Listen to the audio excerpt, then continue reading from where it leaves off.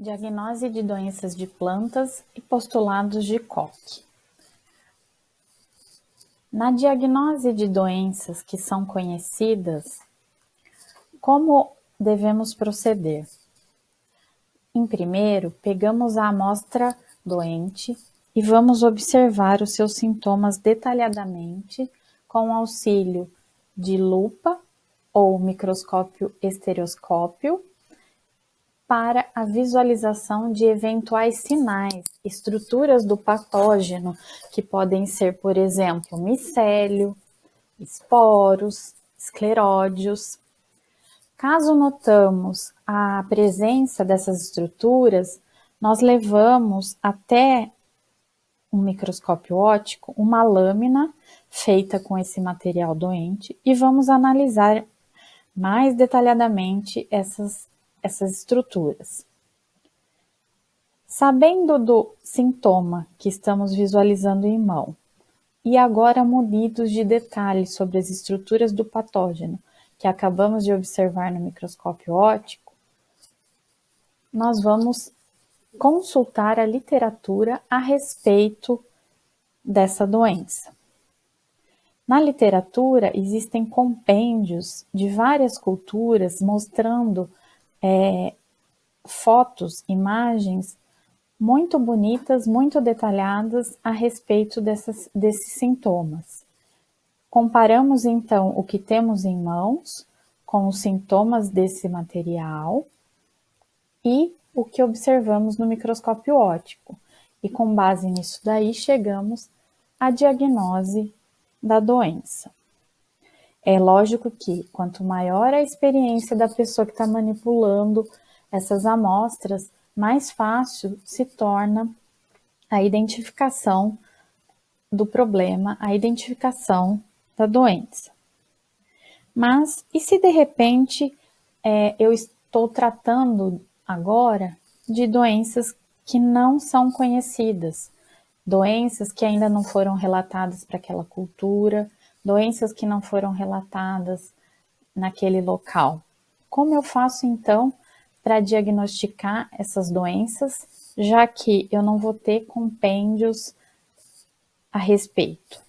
Quando temos essa situação, nós temos que seguir alguns procedimentos que chamamos de postulados de Koch.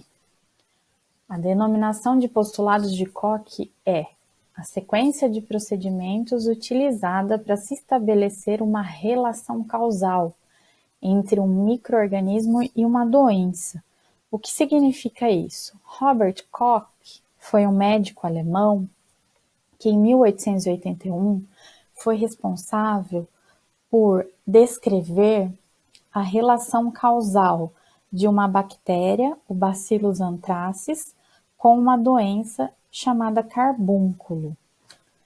Ele fez isso na área da medicina, mas nós, como fitopatologistas, adaptamos para o caso de doenças de plantas.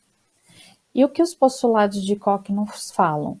Os postulados de Koch nos falam que devemos estabelecer os seguintes passos para se chegar à diagnose de uma doença desconhecida.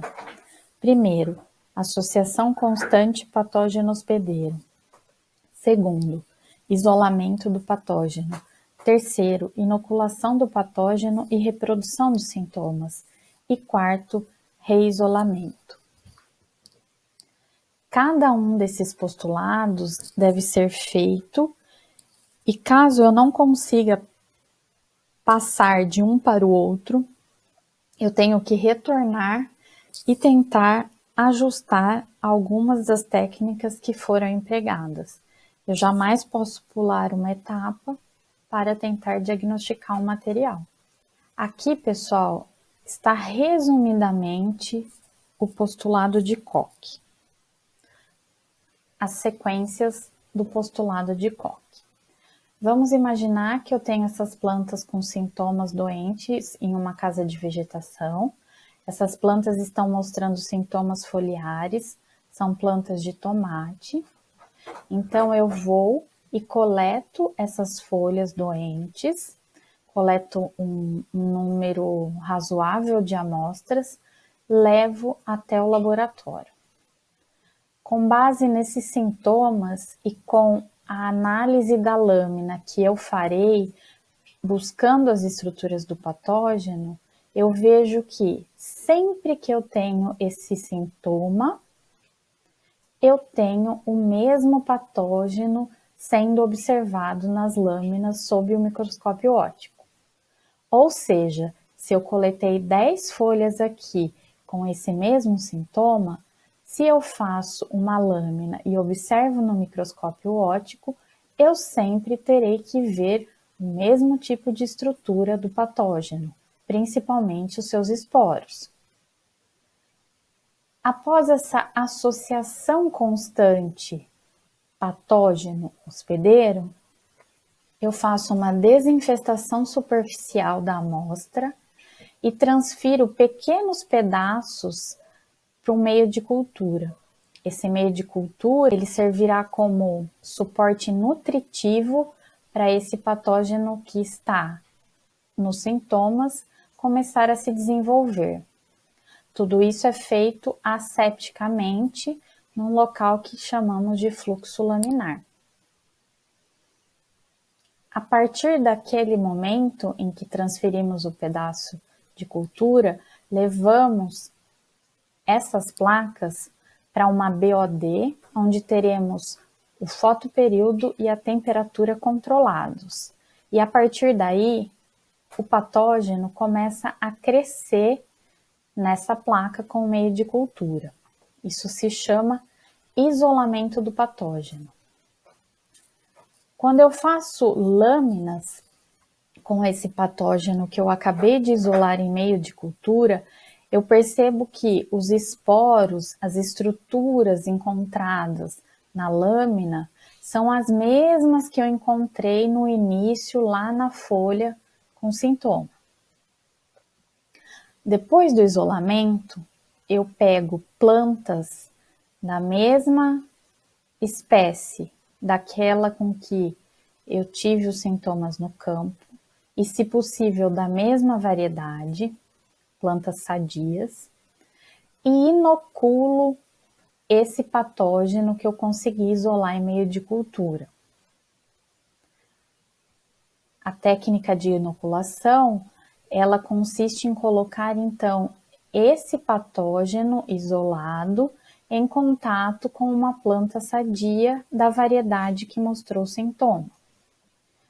Para efeito de controle, eu sempre tenho uma planta sadia para observar a diferença de sintomas daquela que foi inoculada. Com o passar do tempo, os sintomas começam a ser evidenciados e eu vejo que esses sintomas são muito parecidos com aqueles que eu vi no início nas plantas que estavam na minha casa de vegetação. Ou seja, aí tenho, além da inoculação da planta sadia, a reprodução dos sintomas nessa planta que foi inoculada. E assim, eu pego novamente uns pedacinhos aqui dessa área necrosada e transfiro novamente para uma placa, esperando o crescimento final da colônia, para ver se nessa placa eu terei o crescimento da cultura igual àquele que eu vi no início, e quando eu farei uma lâmina dessa placa, dessa colônia que está nessa placa, eu verei as mesmas estruturas. Se eu passei por todas essas fases com sucesso, se eu passei por todos esses postulados, associação constante patógeno hospedeiro, isolamento do patógeno, inoculação e reprodução dos sintomas e reisolamento, pronto, eu fechei os postulados de Koch, ou seja, eu consigo provar que uma doença que até então era desconhecida da comunidade científica, daquele local ou até mesmo mundial, eu consigo provar então que esse patógeno é o agente causal dessa doença. Foi assim que Robert Koch fez com o Bacillus causador do carbúnculo, lá em 1881, e é assim que temos esse método clássico de diagnose de doenças não conhecidas na fitopatologia. Então, recapitulando os postulados, o número 1, associação constante patógeno hospedeiro. Se eu tenho um sintoma parecido em todas as plantas que eu quero amostrar para fazer a diagnose, quando eu fizer a lâmina desse material e colocar sobre o microscópio óptico, eu verei o mesmo patógeno, as mesmas estruturas, os mesmos esporos. Passo então para o segundo postulado de Koch, isolamento do patógeno. Esse micro-organismo, ele deve ser isolado dessa planta doente, multiplicado axenicamente e ter suas características descritas. Então, aí eu tenho que observar no microscópio óptico as estruturas desse patógeno e quando ele começar a crescer na placa que eu isolei, eu também tenho que caracterizar essa colônia. Qual sua coloração? Qual o seu formato? Então, o isolamento nada mais é do que separar o patógeno de todos os outros organismos que possam estar habitando aquela folha, aquele material doente. Por exemplo, epífitas, saprófitas, por isso o termo multiplicado axenicamente. Na placa, eu só vou considerar que um isolamento obteve sucesso se eu estiver crescendo apenas a colônia daquele patógeno. Inoculação do patógeno e reprodução dos sintomas. Veja que nesse postulado, além de inocular o patógeno, ou seja, colocar o patógeno e o hospedeiro em contato, sob condições favoráveis à infecção e ao desenvolvimento da doença, eu vou ter que esperar um tempo para observar se haverá a reprodução dos sintomas. E vou comparar esses sintomas com aqueles sintomas iniciais do postulado da associação constante patógeno-hospedeiro. Então, nessa fase, a cultura pura que eu obtive no postulado anterior, no isolamento, ela deve ser inoculada em plantas sadias, da mesma espécie e de preferência da mesma variedade que apresentou os sintomas iniciais da doença. E deve provocar os mesmos sintomas observados inicialmente. E para fechar com sucesso os postulados de Koch, o último é o reisolamento do patógeno.